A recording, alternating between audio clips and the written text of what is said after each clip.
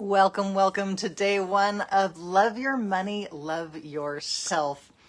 I am trusting that we are all here, both here for a reason, because I sat down, I think it was just 2 days ago, and all of the sudden this information flowed through me and I had an outline for a 3-day live stream that I wasn't even planning on doing 2 days ago. So you may be catching this on the replay. Give me a hashtag replay. I'll know that you were here. I'll invite you to close down the tabs and just give yourself permission and be here now. So there is a myth. There's a myth I hear a lot, especially among, I would say, heart-led, passion-driven, soul-aligned people and entrepreneurs. And the myth is this: if I just didn't have to deal with money, life would be grand. If I just didn't have to deal with money, I could just go about my day, my life, do the things that I'm passionate about. And I'm sure those things involve giving and caring and doing all kinds of useful things to help others. If I just didn't have to deal with money. But we do have to deal with money. I consider money to be one of our primary relationships. When you think of the words primary relationships, you probably think of, a spouse, a parent, a child, your immediate family, maybe best friends, and all of that. But I will argue that money is one of our primary relationships in this world, and it is only through learning to use that relationship in a way that reflects the larger reasons why we are here. Okay, I've gone very esoteric on you.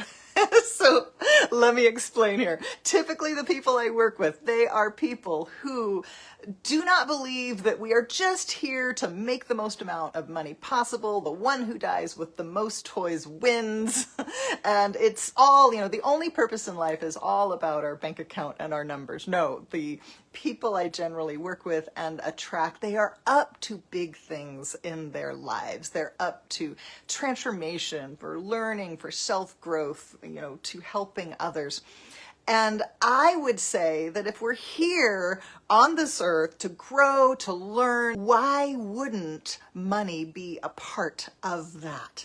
If we say our relationships, just talking about primary relationships, if our relationships are part of that, if our self-growth, if all of the things that we think about when we think about transformation, maybe it is your yoga practice. We think of that as transformation. If you have ever embarked on something like a triathlon, that is a process of transformation. If you have grown a business, you will know that it is all about personal growth and dealing with ourselves and our resistances and a mindset that may want us to stay small and stay comfortable. So I will argue that money is part of that it can be part of that whole self-growth process of the transformation that we are up to, that we are here for. So how the world has it, if we call it the money game, and I will use the term the money game in both maybe the negative and the positive aspect of it. The negative aspect of it would be that idea that our self-worth is only equal to our net worth, that it's all about the numbers. The one who dies with the most toys wins.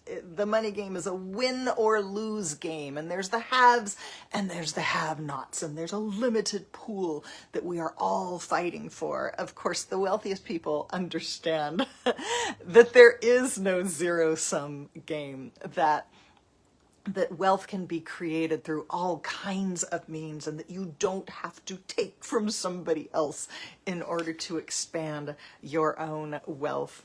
The old money game includes stories of resentment, of blame, of victimhood, of lack, of scarcity, of worry, of concern, and the feeling that money is always the obstacle standing between us and the life we want to live, standing between us and the goal, standing between us and the difference that we want to make. Let's flip that old story, that old paradigm, completely on its head and say, the more people that we help, the wealthier we can be. The more deeply we serve, the more richly we can be rewarded. And when we look at all of the ways that money can serve us, too often we think of, oh, money serves us through the things that we buy. And that is true. You know, I'm grateful when money can pay my mortgage. I'm grateful when I go grocery shopping or whatever I am spending money on. But there is such a bigger picture. And when we see money as giving us this invitation, how do I break out of my limiting mindset? How is it that money motivates me to lure me out of my comfort zone, to inspire me to learn more skills? Money allows me, even pushes and coaxes me to be bolder, that the things that we want, that they are on the other side of that comfort zone. They are on the other side of our limiting mindsets. And when we see money as potentially not the obstacle, but it can even show us the way. Instead of the obstacle, it can be an ally. It can be a teacher for us. What is it that money has taught you? What is it that money is teaching you? I would love to know, whether you're here live or in the replay. Leave me a comment on what money is teaching you. Right now, money is teaching me focus. Money is teaching me discipline. Thanks to money and thanks to how quickly things are moving these days, I'm learning AI. A year ago, I learned how to use Canva. Sometimes money teaches us how to delegate, a skill that I'm still working on. What is it that money is teaching you?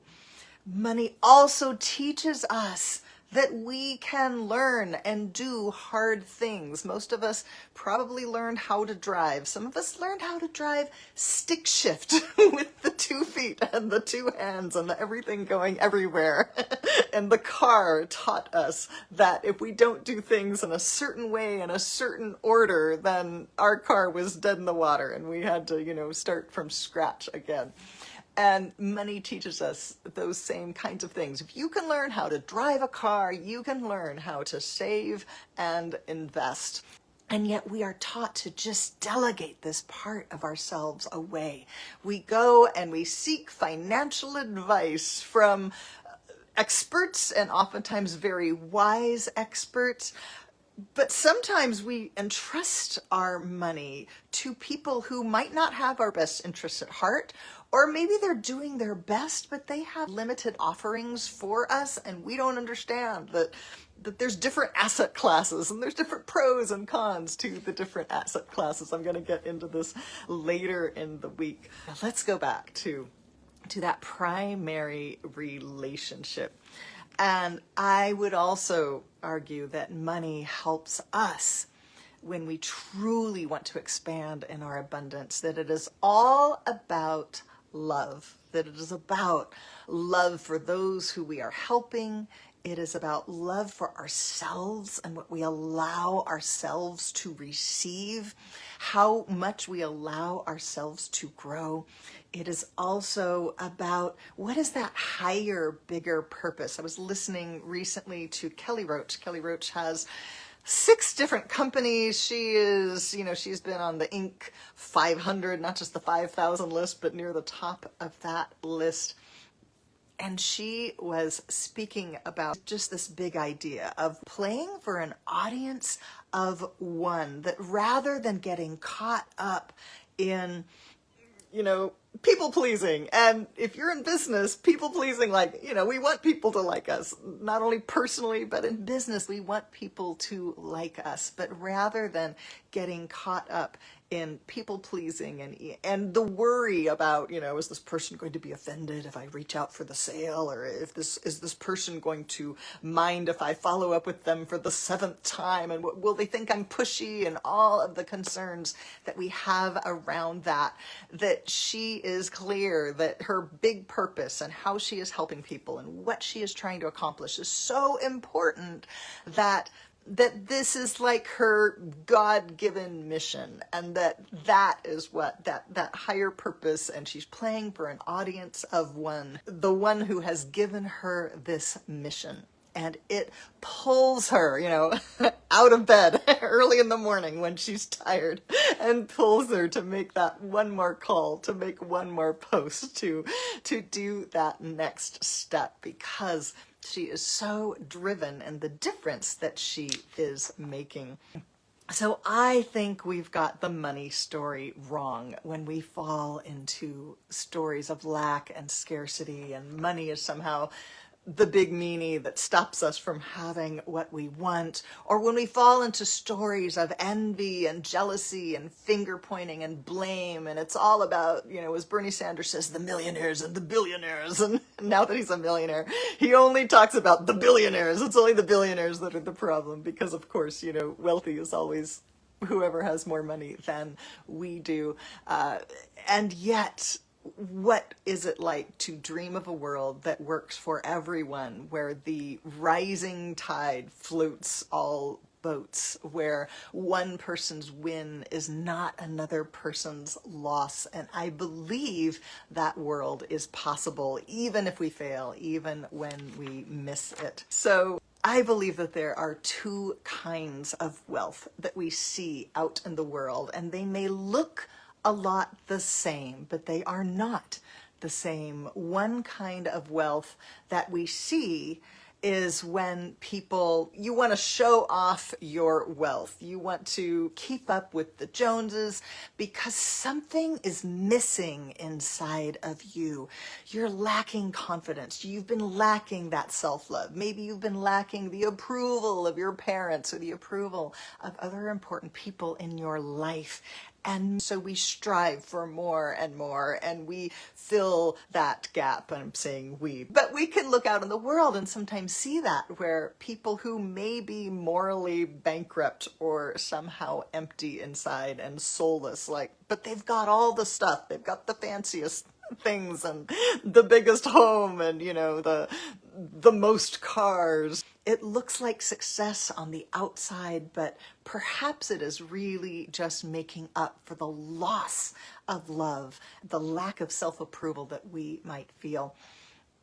And then there are people who are operating out of their own self-love, their own confidence, their own sense of abundance, and that anything is possible for them. I was just listening to David Bear, a podcast that he was doing, and he talked about, he's grown one of the largest coaching and personal growth companies, and he talked about going to Puerto Rico and looking for a home with his wife, and they saw all of these smaller homes and condominiums, and he wanted a retreat center, and they finally found the perfect place with 3+ acres and 10 bedrooms where they could host people for these deep transformational retreats. And he saw this business of his growing rapidly, and he got out of his comfort zone and did the things that were necessary in order to have that vision become true. And you could stand back and maybe judge that David Bear, he's just, filling up that empty place inside. Look, he's got a 10-bedroom house. Who needs a 10-bedroom house? Nobody needs a 10-bedroom house. And we can point fingers and judge. And yet, I believe that we can build great wealth coming not from a sense of lack, but coming from a sense of enoughness, coming from the knowledge, the deep knowledge that we are deserving, that there are no limits, that every possibility is valid for us. And what is it that we choose?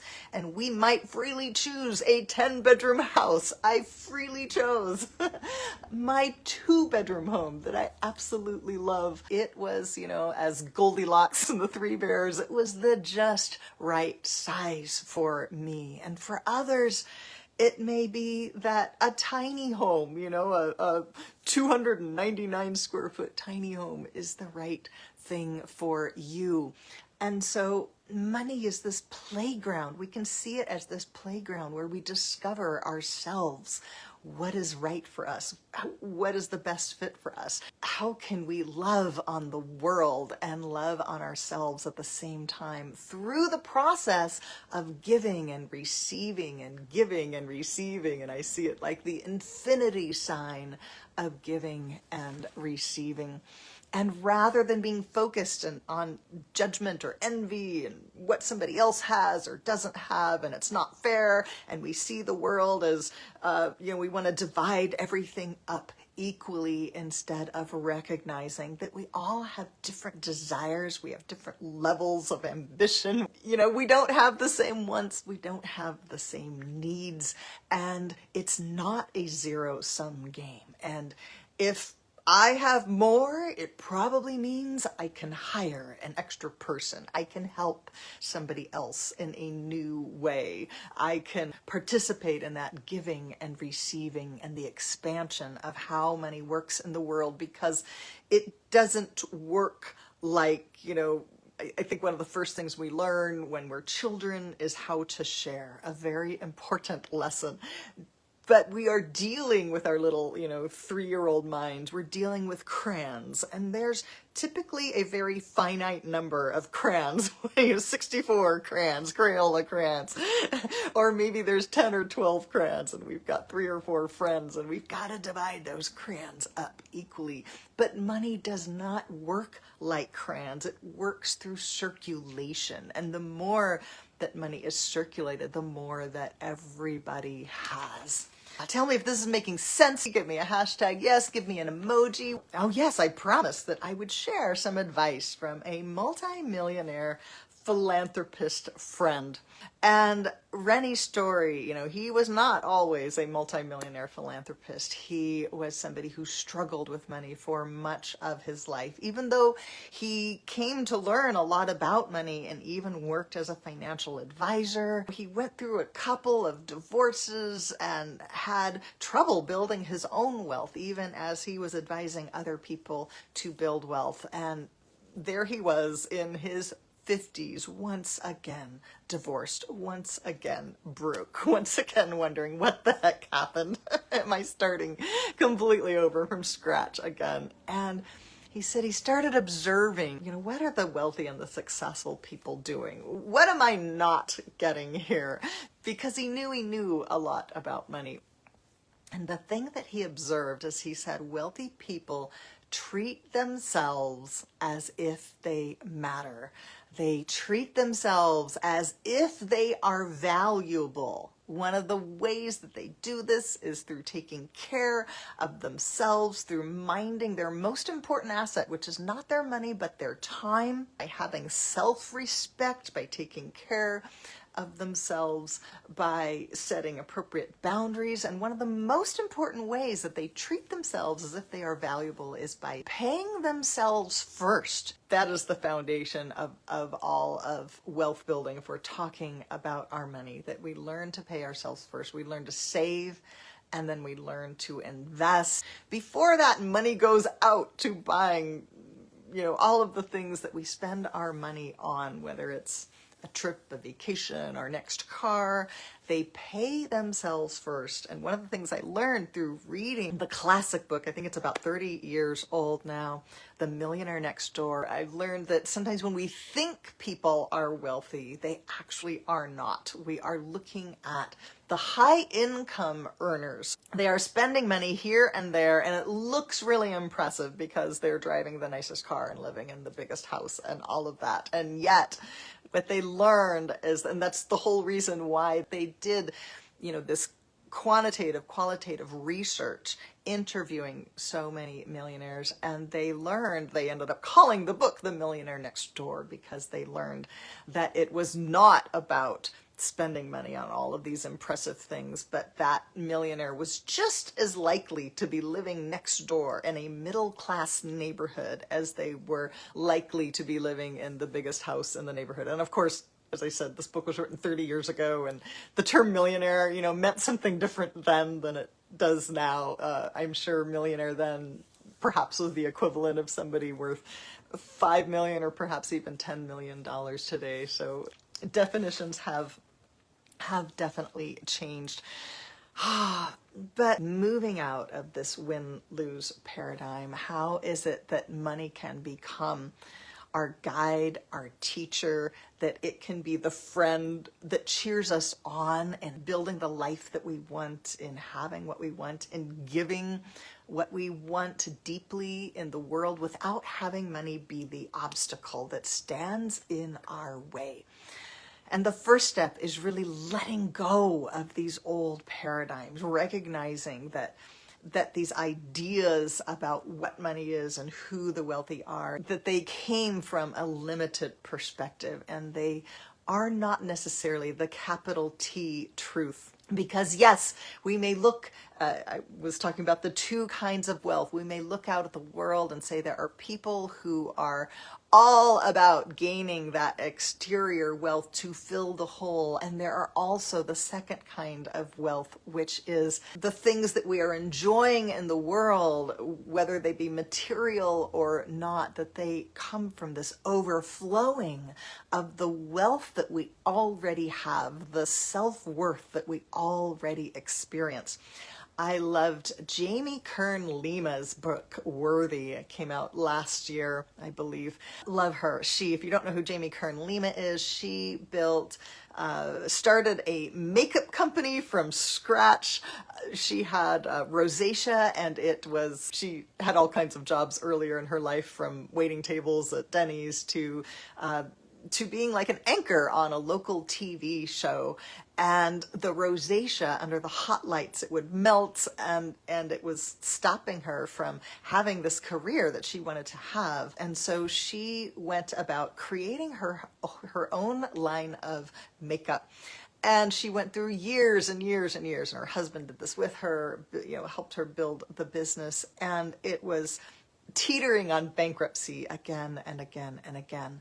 But she was able to break through that through immense amounts of personal growth, of boldness, of claiming her own worth, of not giving up. Again, all the things that money can help us do, all of the things that money can teach us, because she didn't want to go bankrupt, because she had this vision that every woman was beautiful, and she wanted to feature women of every size, shape, age, color, and break the stereotypes of the beauty industry.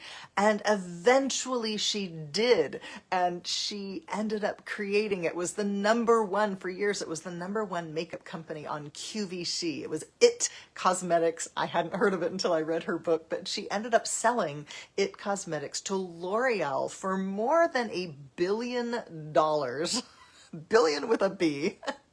And then after she had done that, she wrote a book about her own struggle to find her own self-worth. And it's a beautiful book called Worthy. And in one of the final chapters, she talks about that wealth is like, she calls it the victory lap, and how I believe this is with horses, maybe it's with cars, but the idea that when you win the race, maybe it is with cars, when you win the race, that you get a victory lap, and you've already won. You've already won the race, but you get to celebrate with your victory lap. And she talks about, what would it be like if we lived life as if it was our victory lap, if we already knew that we were 100% worthy, 100% lovable and loved and capable of loving and giving. And what if we saw life as our victory lap? And that is the second type of wealth that flows out of a sense of self-worth and self-love and abundance. So I absolutely believe that self-love is the secret to abundance. The more that we love ourselves, sometimes it's hard to see when it's ourselves, and we may have stories and an experience of ourselves, or negative self-talk, or self-doubt, and all of those things. But imagine if you are cheering on someone that you love dearly, whether that's a best friend or a sibling or a child, or even like your pet, someone that you love dearly, and we know what they are capable of, and we will not stop cheering them on. And even when they make mistakes, if you think of how a child will fall again and again and again, and we don't say, "You stupid child, you're never going to learn how to walk. Just give it up. Just sit down and just give it up." But when we see that is just part of, that there is no such thing as a mistake, and that is just part of the learning. And when we learn to treat ourselves with that same grace and cheer ourselves on and love ourselves unconditionally, that is when we achieve all kinds of wealth. It not only positions us to make those mistakes and achieve that level of financial wealth, but it allows us to be grateful and to enjoy the wealth that we have. And speaking of mistakes, I love the story of Sarah. She founded Spanx and became the first female billionaire in the United States who, didn't inherit it, but she went out and built it. Sarah Blakely, there we go, that's her name. And she was trained as a child. Her father asked them, Sarah and her siblings at the dinner table, a very unusual question. He would say, "What did you fail at today?" Seems like a very strange question. What did you fail at today? And how he meant it, he was just simply normalizing the idea that his kids would go out there every day and live their lives in such a way that they would dare to try something new that they might not succeed at, and that they wouldn't even see it as failure. It would just be a learning step. It would just be, well, that's one more way not to make the light bulb. So we share about, the 10,000 ways not to make the light bulb, was that Thomas Edison. And Sarah Blakely learned that it was okay to be bold and to try things that she did not succeed at, because it wasn't even failure. It was just part of life and part of learning. And she took that attitude, she took that resiliency, and she was able to break through, having never been in the fashion industry before. Prior to founding Spanx, she was selling, if anybody knows, she was selling fax machines. That's what she was doing. She was selling fax machines.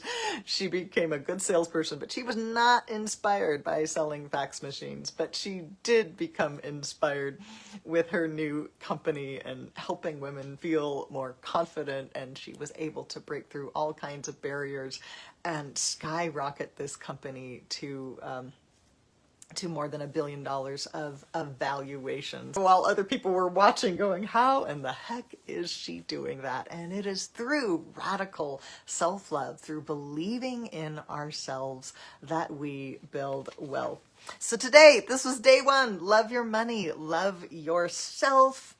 Let's see, tomorrow I am talking about 7 deadly wealth habits and what to do instead.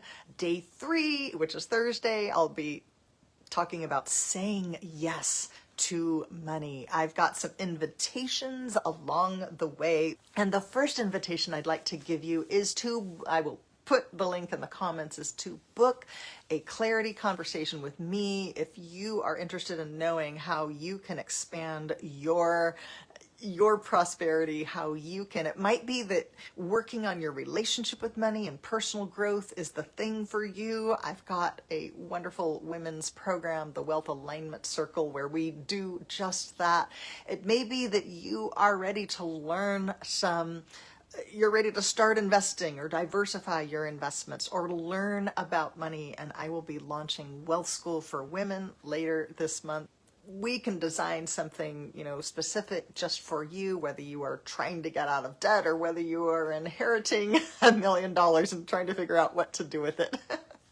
we can look at what that might look like for you. So I will put the link in the comments to book a clarity call with me. I'd love to know what your takeaway is from today. And welcome, Pamela. Welcome, Wendy. I see other people have snuck in here along the way. It is great to have you. Would love to know your biggest takeaways. And I'm going to close this down for the day. And I'll leave you with this, that you are already powerful, prosperous, and free. How is it that we can use this paradigm, this thing called money, and we can love ourselves through it? We can express ourselves. We can use money as an expression of the self-worth, the self-love, the value that we already bring to the world, and make it manifest. You are powerful, prosperous, and free. Bye-bye.